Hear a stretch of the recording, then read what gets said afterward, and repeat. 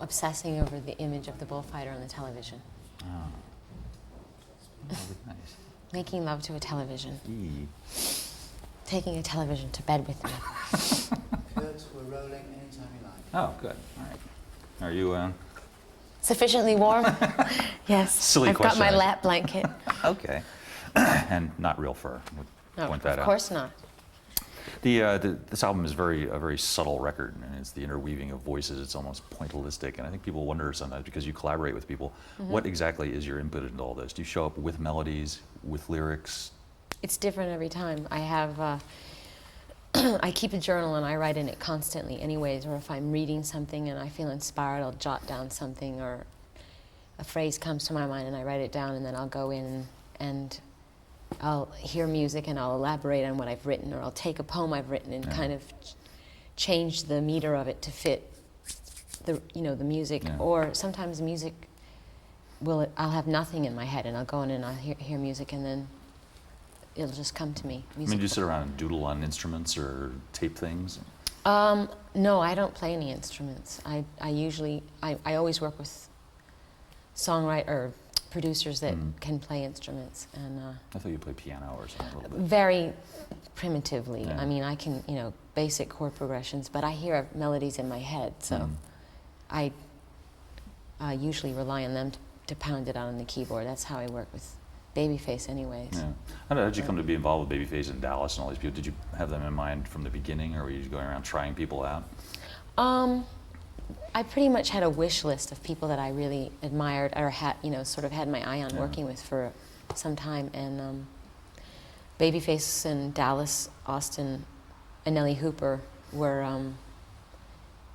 at the top of that list. And then I ended up working with Dave Hall because he was a friend of a friend, and they kept saying, you've got to work with this guy. I didn't really know him at all. And there were a few other people that were recommended, but songwriting is like, collaborating with anybody, it's very intimate, and it's hard. Sometimes it doesn't work with people, and you get in a room and you don't feel comfortable, or so I went through a few of those, and discarded a few people along the line. Yeah, kicked them right out. Had you done stuff with Shep Pettibone? I heard he was I did. upset about not being involved in all this. Well, we have a very long-standing collaboration. I've been working with Shep for years, and I just wanted a different mood. I mean, I think Shep is a very talented songwriter and producer, and I felt like I was staying in one place, you know what I mean? And I wanted to, I sort of had my heart set on doing something with much more of an R&B feel to it anyway, so I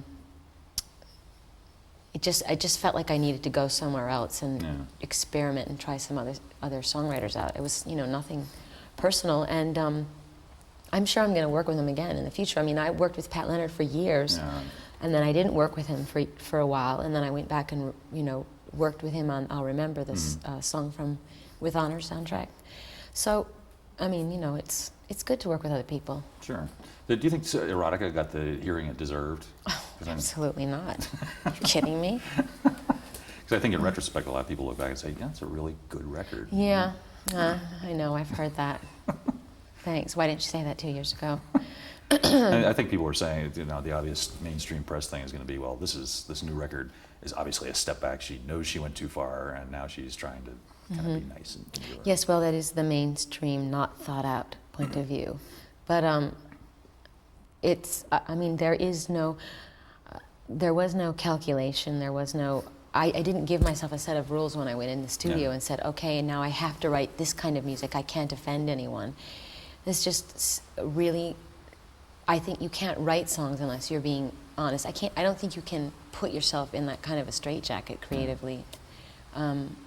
That literally was what was on my mind at the time. Yeah. So. It seems to be also it seems to be a different you in a way. I mean, is romance well, every year it's a different me. But has romance come into your life? I think we were reading something about. Well, I mean, romance has always been in my life. I mean, surely. Well, that sounds really immodest, doesn't it? Fortunate. It sounds no, fortunate. but it's not like I just discovered romance. I mean, I've been writing. I mean, when you listen to, there's romantic songs on all of my records. Rain is a romantic song, and Live to Tell is a romantic song. I've always written romantic songs. It's just that people got so caught up in the eroticism aspect of what I was exploring and getting into and writing about, that I think now that I've come up with this record, and all of a sudden everyone's saying, "Oh, she's changed so much. She's a different person," and I'm more experienced. I'm older and wiser, but I think romances have been a big part of everything that I've written. There's kind of a sweetness to some of the songs on the record too, though. It's or like a bittersweetness. I meant to say a bittersweetness. Yeah. But is there a guy in your life who's changed things? Getting to the really important question. This is the important thing. Actually, the songs are about a lot of different guys. Well, not just men. I mean, Inside of Me sounds like it's a love song, but it's actually about my mother. And I tend to collect thoughts and as I go through life, and a lot of times it takes me a long time before I can come to terms with maybe a relationship I had years ago. You know what I mean? And I finally found a way to talk about it or write about it. So it's not even necessarily something that was happening to me currently, but my reflection on something that happened. Yeah. It's Inside of Me being about your mother. It's interesting, all these models have gotten together to do breast cancer awareness things. And being a guy, I don't know about this, but being from a family that has breast cancer in it must be a haunting thing, I would imagine. Absolutely. I mean, my mother died when she was very young, and when I got to be, she was 31 years old, and when I got to be, my whole life was about 31. When I get to be that age, is that going to be my death sentence? Is that what's going to happen to me? And when I finally passed that age and I was still alive, I can sort of breathe again. Yeah. But when there is that kind of family thing, when it's in your genetic structure or whatever, you just have to be really careful and vigilant and take care of yourself. What is your relationship with your family these days? It must be difficult having all these siblings, and you go home, and what happens when Donna goes home? Oh, we still, fight over food and, where we're going to sit at the dinner table. I mean, it's hysterical, and I still go home and get assigned chores, like you're doing the dishes and you're doing the laundry. And I'm like, wait a minute, haven't I passed all of this? No, I'm not.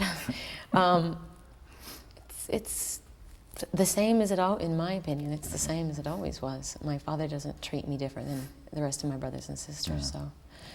What was going on with Martin? I mean, we've been following his tale. He was in jail, out of jail, then he wanted to go back in jail. He's out of jail right now. Good. I'm not sure where he is, but if you hear from him, let me know. I doubt if we will. But. Yes.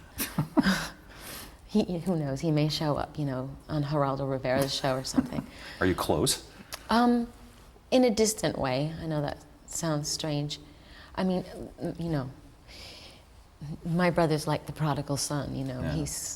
I love him dearly. He's just, we obviously live very different lives. Yeah. Well, he's in I jail don't, sometimes and you're not. Well, I've never been in jail, but it's interesting because I come from a really big family and we all kind of turned out really different. So, and I always marvel at that because we all had the same upbringing, we had the same situation, but I think he just has a lot more. I don't know if it's genetic. I think it's genetic. I think it's environment, and then I think it's that thing you can't explain. That I don't know. It's like certain people are born with a light, born with a blessing, or born with a curse. I mean, some people just seem like they can't get ahead no matter how hard they try. Yeah. I think. Some people would say it's karma. You mentioned the other day that you were lighting candles in a church. Have you come to? I think people, as they get older, maybe have sort of rejected the church in their youth, re-embraced their back to it. And have you found that to be the case? To a certain extent. I mean, I went through years of rebelling, the staunch Catholicism that was, rammed down my throat. Sorry, we have a little problem. Could you stop just for a second? Sure.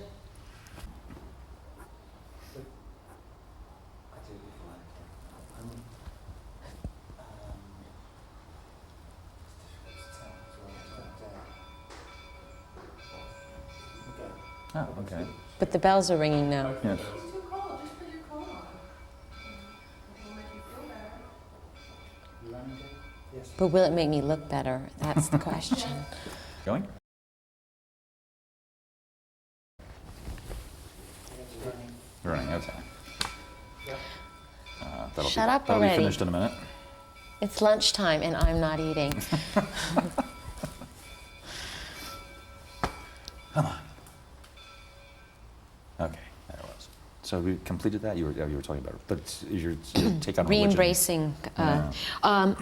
Well, I think I went through years. I don't think that I lost my faith in God necessarily, but I was kind of going through an exercise of, you know, I'll believe what I want to believe. You know, my whole thing with my father and the Catholic Church was I could never understand why you had to go to church if you wanted to talk to God, and if you wanted to ask God forgiveness for your sins, why did you have to go to a priest and tell him? And you know, why couldn't you pray anywhere? And why couldn't, you know, I had a lot of questions about that. And so it's not that I lost my faith, it's just that I had to discover my own way. And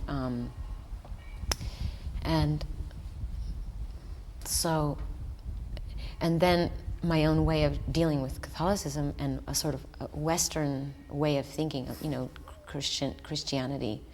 And then learning about Buddhism and Hinduism and more Eastern ways of thinking. So you're lighting candles, you're lighting incense. Well, some of it is got to do with my beliefs, and some of it has to do with ritual. I mean, I like rituals. I like the idea of lighting candles and lighting incense and taking a moment to meditate, pray, think about things. It's, you know, so. You're so in control of, I don't want to say the word control freak, but you're so in control of what you do. It's interesting that you give your stuff over to like Junior Vasquez to remix it. I mean, this must be a great sense of trust you have in this guy. I have a huge sense of, well, I've known Junior for years, and I've worked with him in the studio. He's done a lot of remixes for me, and as a person, he's a good person. Yeah. I adore him, and I feel safe. You know, I know that he's going to do. That's amazing. You just send the stuff over and say, do what you will. Yeah, but I wouldn't do that with everybody. No. And you know, I feel like a lot of people want to take, you know, footage of stuff that has, and I mean, it's like, it's a part of me. It's hard for me to let it go to someone I don't know, I don't trust, I don't know who they are. But I certainly do with him. And it came out well. I mean, he did a great remix. Yeah. Will he be doing more? Yeah, he's going to do a bedtime story remix, and I know he's going to do a fierce job with it. So, fierce. How did your connection with Björk come up? Where did this song come from? That came from working with Nelly. Nelly did her album, and actually one of the reasons I was dying to work with Nelly Hooper was because of Björk's album. I thought it was amazing. And so we got hooked up somehow, and we started talking on the phone, and I told him how much I loved Björk, and he said, oh, that's funny, because she loves you too, and she's always talking about you when we were working on the album, and saying, do you think Madonna would like this? And I said, oh, that's so weird. So he said, you guys should write a song together, you'd really like each other, and problem is we couldn't coordinate our schedules. She was off on the road when I was in the studio, so she came through town one day in London, and I was working with Babyface in LA, and they just got together really quick one day and came up with the track, and then he sent it to me and said, do you like this idea? Because if you do, you like even one phrase of it or something, when I come out to LA to work with you, we can work on it. And we did. I mean, it sounds very different than the song that was originally given me, but I think it's good. It seems it's interesting you like Björk, because does Maverick reflect your taste a lot? I mean, are you the chief A&R person there? Or? No, of course not. I have A&R I people wonder that if your work there. taste sort of hovered over everything that goes on. Well, let's just say that I couldn't sign a group that I hated, but it's not necessarily all my taste in music. So, but I mean, you know, girls got to make a living. You know what I'm saying? That's true. And it's doing well so far. Yeah. Did the critics seem to have backed off on this record? Is that a good sign? I mean, they seem to like it. I mean, I'm not getting publicly flogged. Yeah. Isn't that sweet? Yes. Well, I guess it's because I'm not being a bad girl right now. Yes. Well, I think people are really maybe for the first time in a long time, really just concentrating on the music.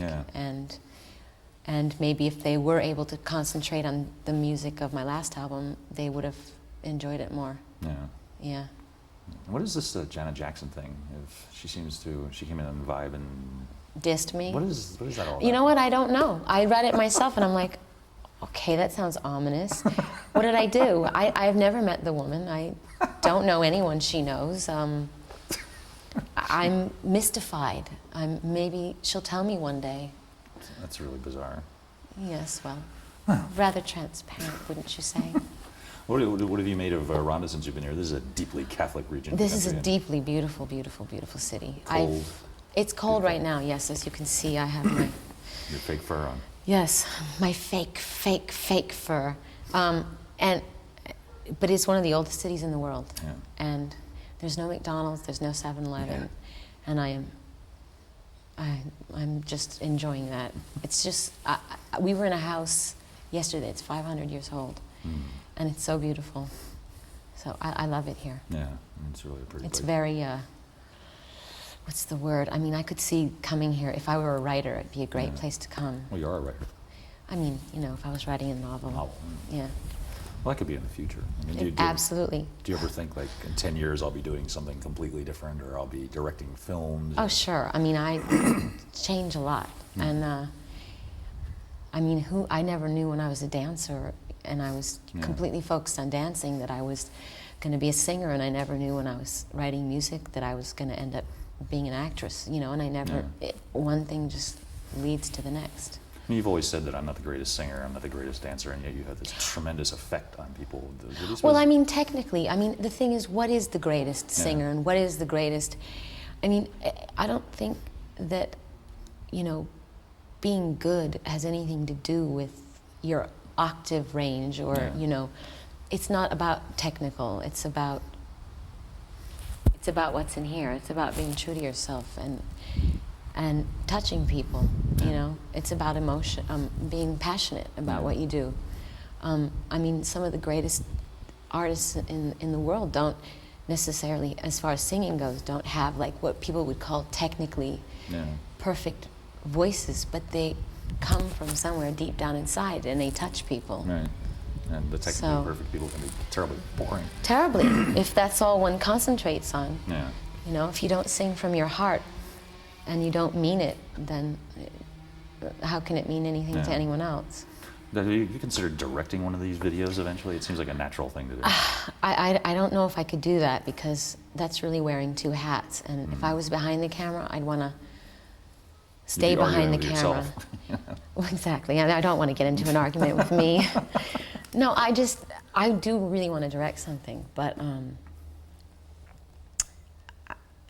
I think I'd have to concentrate on too many things because it's so different. When you're in front of the camera, you have to make everything disappear, you know, and when you're behind the camera, you have to sort of be aware of everything that's going on. So we were talking the other night, we thought that's because you're going to be involved tangentially, at least, with Quentin Tarantino. But Quentin writes a film, Madonna's in it.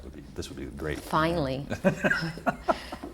Talks about me enough in his movies. What do you mean? You know him, though, right? Yeah, For a I while. do. He's a hilarious guy. You know? He's great. He's really funny. Really great. Thank God for Quentin Tarantino. Because this movie business needs, or our movie business needs a good kick in the pants. Why do you say that? Because everybody's making, you know, the same old schlocky, generic, you know, films, and it's not an art form anymore. Yeah. Is 4 Rooms going to be different Then what? than the schlock that we're seeing? Oh, it's, definitely. I mean, I think all the people involved, Allison Anders and the other 2 directors, I think they're artists, and I don't think they do, I think that they do interesting creative work, so it'll be different. Who are your favorite directors now? I mean, do you see people that you'd like to go out and call them up and say, can we work together? Have you done that? Collaborate? Yeah, I guess so. Well, I love Quentin Tarantino. I mean, I'd love to work with him directly. The segment that I'm working in is Allison Anders is directing. Let's see, who do I want to work with? Who else is there? Well, name some Scorsese. movies. Oh, I'm dying to work with Scorsese, yeah. Yeah, that'd be great. There aren't that many really great ones around, I don't think. Not that are taking chances, that's for sure. Do you like the violence? Like Quentin's violence thing? You know, I don't think it would be ignorant for me to say I like the violence. What I like about him, I like his sense of irony. And his sense of wit. And what he's almost doing, in my opinion, is a parody of our own obsession with violence. You know what I mean? Right. So, and I love Natural Born Killers. I thought Really? that was genius. Did you? Absolutely. I hated that movie. Did you? Well, I related to it because I am so bewildered, mesmerized, interested, and plugged into the power that the media has, and how the public is so controlled by it and sucked up into it, and you know, and how easily led people are, and how people could make the vilest human being into a hero and make the greatest person in the world into an enemy. You know what I mean? Yeah. I'm really fascinated by that. And, Serial killer trading cards, stuff like that. Yeah, and you know, the cult of celebrity, and I think that's what that movie was about. Yeah. So, although when they have like too much TV going across their bodies, I just thought that was too much. Yeah, but to me it was almost like I felt like someone, you know how annoying it is when you sit in front of a TV and someone keeps pressing the remote and changing the damn channel? Well, that would usually be me. Guys do that. Yeah, well, anyway, that's what it was like, watching a movie, and it was like the world of, like, the assault of TV on your senses, you know? And I think that's what he meant to do. Yeah. Well, you're obviously involved very closely with the cult of personality. I mean, do you ever wish you could escape from it and just be able to go for a walk or something? Yeah, absolutely. I mean, what do you do? Are there disguises? Are there funny hats? Oh, no, because funny hats attract attention too. I mean, the problem is, for me to get into an elaborate disguise, I'll come out of my hotel looking like a drag queen or a bag lady. You know what I mean? So I'll end up attracting attention to myself. Yeah. So basically, it's just being as anonymous as possible. You know, putting a baseball cap on and sunglasses, and looking down a lot, and dressing like I shop at the Gap. You know. Or leaving really early in the morning when no one's around. And it's easier, I suppose, in New York or someplace where people don't give you that much trouble. Yeah, I do get hassled a bit in New York, I have to say, but it's actually easiest in Miami or Los Angeles. I mean, in Los Angeles, everybody could care less. I mean, because you know, every time you turn the corner, there's a celebrity there. So, and Miami's just not really in the entertainment world. So. When did you become attracted to Miami? A Miami freak? Yeah. When I was doing pictures for my sex work, What is it? Is it the sort of Hispanic atmosphere? Or It's everything. There's a lot of culture down there. There's a lot of mostly Hispanic, mostly Latin culture. There's a lot of art and music. I mean, there's a lot of Cubans there, and Cubans have a lot of heart, and the weather. I mean, there's something in the air. It's like when I get off the plane, it's like a tranquilizer hits me. You know, something very heavy and sensual about the weather there. It's very relaxing, very calming. Is that like home now, Miami? It's sanctuary. You know, home is. You know, I get confused. I don't know where I live anymore, but. Miami is where I go when I want to get away and just really relax. Do each of your places, the one in LA and New York, do they have a different atmosphere to them? You decorated them all differently? Yeah. My house in LA is really very much like this. This house we're in, very kind of Spanish, Italian, Moorish, almost. It's kind of like a castle. Yeah. It's tile floors, high ceilings, and heavy furniture. And my apartment in New York is sort of like a Parisian Art Deco apartment, you know, in the 20s. Yeah. And Miami's like, I can't describe Miami. The house in Miami is very old too. It's Castilian, and it's almost 100 years old. Wow. a little bit similar to this, but simpler, cleaner, and Yeah. it's like a beach house. Do you decorate these places yourself, or do you have someone who goes out? No, with my unbelievably talented brother. Ah, that's true. Yes. I'm surprised you don't have a place in Europe. A little Yeah, everybody keeps saying that to me. street in Paris. Yeah. A little pied-à-terre. Yes. I thought about that too, but I don't know. It's a nightmare. It's already a nightmare having all the houses I have and like, making sure that, no one's breaking into my house and people are True. taking care of things, and I can't handle it. You have the David Letterman And thing, somebody will be living there while you're not there. Exactly. Yeah. Speaking of David, Yes. Speaking of my boyfriend. how did it come about, this rapprochement? How did you get back together again? Was it a serious rift, or? No, that was something the media created. Well, you were on Don't television tell saying, anybody. you know, I what? you were on his show saying all these Bad words? bad words. Yes, I know, but it was a performance. It wasn't, a real argument between us, and Was Dave aware of this? he knew the gist of what was going to happen, and it was like a snowball. I mean, it was like everybody freaked out about it, and then I think Dave freaked out about it a little bit. But you know what? Dave was never. I called him up to. When they asked me to do the MTV Awards, I said, well, who do you want to do it with? And I couldn't think of anybody. It's like, I thought, if I come out with anyone, there's got to be some kind of symbolism. It's got, like, who do I want to join forces with? Who do I want to, represent myself with? And I thought, wouldn't it be great to come out with David Letterman? Because everyone thinks we're in this, like, huge world war. And so I called him up and asked him. And I said, Dave, are you ready to bury the hatchet? He goes, there is no hatchet. Oh. So I said, all right. Well, and he was very agreeable and actually so nervous. It was really touching. Really? Yeah, I mean, he was green. And he was so sweet, the way he was gripping my arm as we walked out on the stage. But, I have to say I adore him. I know that sounds completely perverse, but I do. Well, he's great. He's the best thing on television. Yeah. He's really good. Yeah. Are you a fan of other stuff like Absolutely Fabulous? Or any of Yeah, this stuff? that's good. Like that. My nose is running. In Do case you want to take time out and maybe dab dab at it? No, I'm just gonna use my. It's an old code. What the hell? Yes.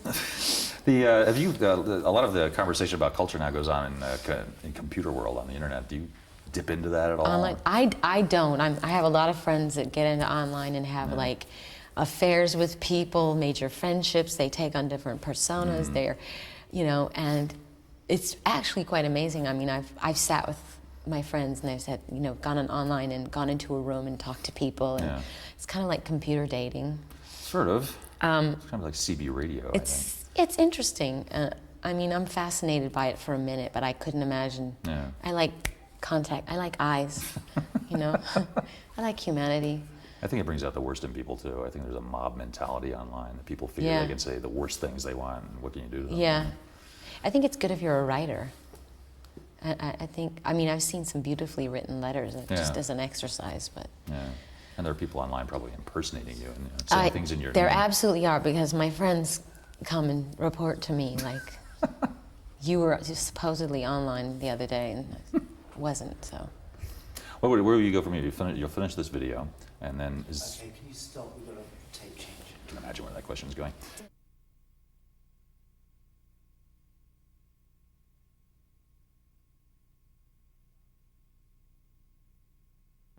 In your own time.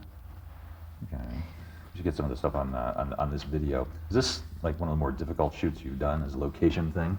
It's cold. It's far away. It's cold, it's far away, but actually it's not. It's gone surprisingly well. I mean, the running through the streets yesterday was a little bit difficult with crowds, but And heels. and heels, exactly. But it's gone pretty smoothly. And I don't know why. I've had much tougher shoots. Such as what? Well, first of all, in rain, I had to get water dumped on me for 5 days. I mean, I'm not into being cold. That's my thing, What a pity we're going this way. What do you do in the downtime? I mean, videos and films are just mainly about downtime, sitting around waiting. Do you have like a regimen of things you do? Do you work out? Do you dance? Do you sing? Well, I can't work out. I got makeup and hair That's true. and can't kind of really do anything. Well, I usually have fun people that I work with, you know, hair, makeup, wardrobes. We all sit around and gossip or eat or turn music on and dance. Or sometimes if we're not 3,000 miles away from home, people come to visit, or I read. Yeah. Did you invite people along on this trip who just didn't feel like going or anything? To Rhonda? Yeah. No, actually, there were a couple of people, friends of mine, that really wanted to come, but they had to work. Oh. So, oh, too bad they could have. I mean, my brother would love this place. Well, it'll be here for quite a while. It's been Yes, here I think so. thousands of years. Did you, when you were writing the song "Take a Bow"? Was there any conception of like Spain or Matador at the time? That comes entirely later? No, I was actually thinking of a movie star when I was writing it. And, but I thought, when I tell the story of this visually, I don't, I thought, how can you, if you, I wanted it to be about a sort of an obsessive love story, a tragic love story that doesn't work out in the end. And if this character, this person that the object of my desire is an actor, how do I show what he does that's going to read to people? You know what I mean? Yeah, right. And I love the idea. I mean, like a bullfighter, for instance, is someone who, especially in Spain, I mean, bullfighters are gods here. Yeah. You know, and they risk their lives in the bull ring, and they're like movie stars here, and you know, they have fan clubs, and they're always doing interviews. People adore them. They fill stadiums,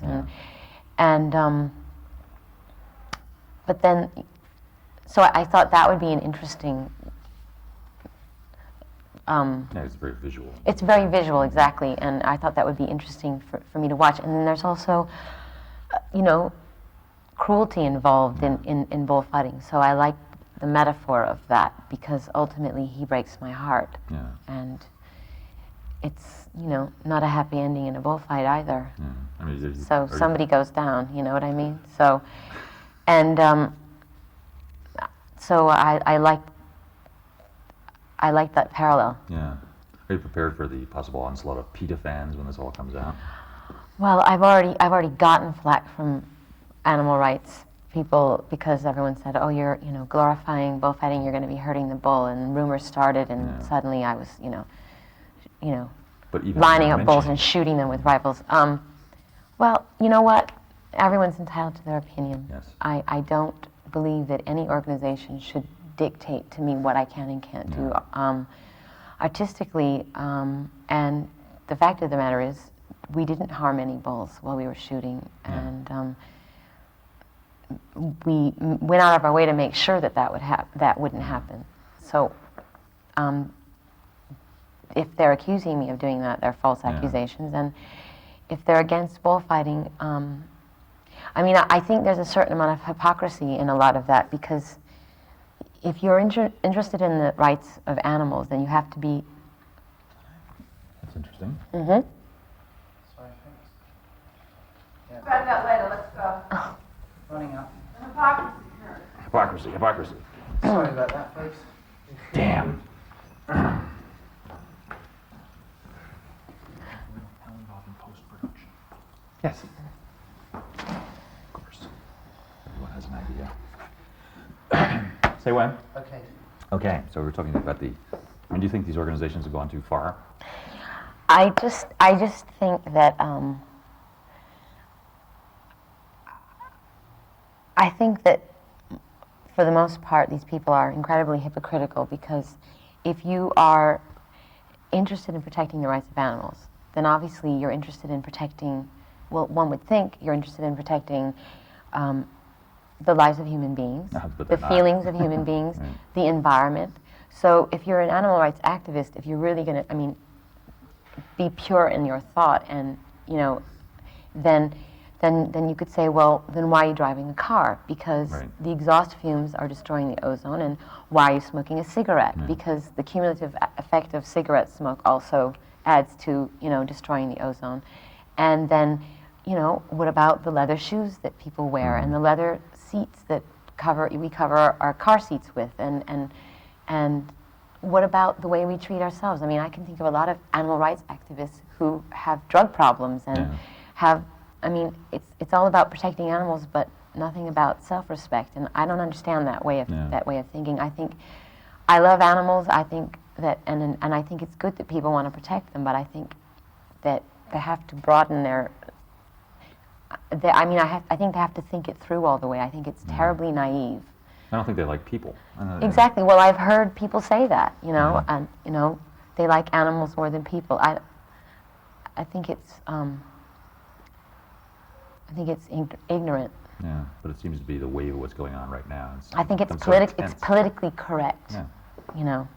Do you see that? Do you see that? Once supermodels start posing for anti-fur campaigns, you definitely want to run in the other direction and just drag a fur down the street with you. Are you saying that supermodels have nothing to contribute? No, I'm not saying that. Do you think the whole PC thing has gone too far and had a malign influence on art and performers? I just think it's ridiculous. I think people just need to get their own opinions, you know, and concentrate on what's important to them. Everyone's always jumping on a bandwagon. Yeah. And then you start doubting everyone's sincerity, you know, and then it turns into, you know, publicity stunts and you know, so many times people have asked me to be involved in you know, benefits and rallies and this and that, and I always think, if I want to do something about it, I want to do it privately. It's not something I want to, you know, collect accolades for or draw attention to myself for. If you really want to help somebody, help it. Why do you have to be, you know, on television talking about it? That's almost an antique attitude. I mean, all charity today is, look at me, I'm giving this, I'm doing that. Look at me, I'm compassionate. Yeah. Let me ask you one last question about the video. When this is all shot and everything, will you show up in the editing room and? Oh yes, absolutely. Will they be happy to see you coming? Why not? Oh. I always have something good to contribute. I'm sure you do. Yeah, I mean, I think that all the directors I've worked with, I think that they welcome my input, and there are always people that I know I can collaborate with. I mean, we have the same vision. I've never gotten into an editing room and gotten to some screaming match, and no. I think that's the first sign. I think there was this perception that, you know, Madonna, bitch on wheels, and now they say, what's the new Madonna? She's really sweet, she's user-friendly. I'm sweet and I'm a bitch, you know what I mean? And that's always been the way it is. I'm a human being. Yeah. You know, when you want something done right, and you care about something, it's so often you're perceived as being a bitch, but in the end, it's your ass on the line. You're being judged for it, so you've got to make it the best you can be, you know, the best it can be. And you've been right so far? Well, I wouldn't say I've always been right, but, you know, and I've made mistakes, but that's good too. You learn from your mistakes. Do you have any projects coming up in the year ahead that might surprise us in any way, in different fields? Would there ever be like a Madonna book, autobiography or anything? If there is going to be that, it's not going to be for a really long time. Yeah. I'm not ready to write my biography yet. Not yet. I'm not in my wheelchair yet, in spite of what this looks like. Okay. Any news on the fabled Madonna children? They be coming up soon? Yes, I'm 9 months pregnant. Hiding it well. No, I mean, this is another thing. I did an interview where someone asked me if I wanted to have children, and suddenly, and it's like the headline in every newspaper.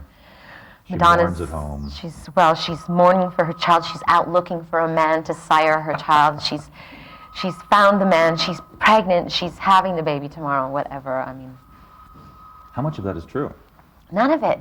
I mean, I want to have children. Yeah. That's, you know, and I will. And could everybody just get off my back about it?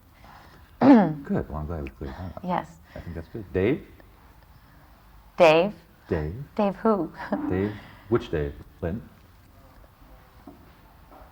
I hear them scurrying. Can we get one question about Secret? We really didn't mention the Secret at all. Yeah, we should. Okay. Hurry before my teeth start chattering. Okay. In Secret, it says, happiness lies in your own hand. I mean, is this sort of an Eastern religious sort of thing, or is this just something you've always felt? I think it's something that I read in a book that was about, it was a book that this Rhodes scholar named Andrew Harvey wrote about a woman named Mother Meera, but I think it's like, it's almost like, you know, do unto others as you would have them. It's do unto you. It's a simple truth. I think that it could apply to, I mean, anyone could use that. I don't think it's something so special that I've discovered, but I think some of the simplest things in life are sitting right in front of us, and it takes us years to finally figure it out, and then you go, God, that's so simple but so true, and why can't I apply it to my life? And the video is Madonna in the company of many, many black people. Is that a typical night out for you? Do you go to clubs in Harlem? Or? I do, actually, but one of the reasons I shot it in Harlem is because I thought that, I mean, I think people traditionally think of Harlem as being this ghetto where everybody's like sad and people are full of despair and there's no hope. And I walk down the streets, I mean 125th Street in Lenox, and I see beautiful, beautiful people and beautiful children playing on the streets, and I see incredible, beautiful brownstones. I mean, that is a beautiful part of Manhattan. And I discovered a lot of beauty there, and I thought, since the song is about discovering a secret, that I liked combining that. Do you think race relations have ever been at a worse pass than they are now? They're pretty bad. But I think, I think they've been worse and then better, and well, worse seem than the to 50s be, or something. I mean, they aren't lynching people on the street, you know, but... You have Bob Grant, and then you have WLIB, and there's hatred on the radio. And no, I mean, please, racism is alive and well, or unwell. Yes. Yeah. Okay, I think we can let you warm up. Okay. A little bit. Thank you very much. Thank you. That was good. You ever heard of 𝘰𝘯𝘺𝘪𝘴? Yes, she was the lover of... Fascinating woman. Don't tell me, but Chanel. Yeah. Chanel. And she was in the first gondola at Yakovlev's What? funeral. Last but not least, on your way to the car, just Matt, if we're you going to could do stop that. Hang off on the dog here. at There's no way to fountain, put the... and you're going to... That would be funny. Oh, you're funny. But I have to make a reference to the wishing well? No. What? Oh. No, we can ignore the wishing well. Oh, well, now. I hate to throw money away. So you don't want me to say it, but talk about the video. I can just say, okay, I don't have to make any points. I just have to be here. Okay. Welcome to Ronda, Spain, a 2,000-year-old town high up in the mountains above the Costa del Sol in the south of Spain. We come here to watch Madonna make the video for Take a Bow, the second video from her album Bedtime Stories. We've watched all the preparations, all the shooting. You'll see that eventually. But first... I'm going to make a wish. What will it be? I can't tell you because it won't come true. Okay. That's my secret. What's that? Wow. Here's. Oh, that was good. You have to make a wish. You have to make a wish. One more time? Okay. Welcome to Ronda, Spain, a 2,000-year-old town up in the mountains high above the Costa del Sol in the south of Spain. Madonna has come here, That's as me. you can see, to make a video for Take a Bow, the second single off her Bedtime Stories album. We've been watching her, we've been following her around, making her life miserable. Butting into my life It's just been extensively. really great. There's a lot of psychodrama going on. You're going to see all of that, but first, see the video itself. But no, first I want to make a wish. Okay, well, go ahead and make a wish. Okay.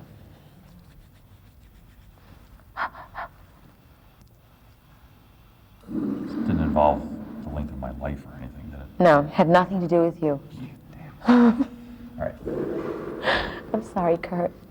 Very good. Excellent. Madonna, Okay. thank you. Sure. You look fabulous. Thank you. Let's get that stuff on. Well, let's just go set our clothes on fire or something. All right. Thanks for putting up with all that. Bye-bye. Thank you. Bye, everybody. Thanks very much. You were wonderful. Oh, you guys are great.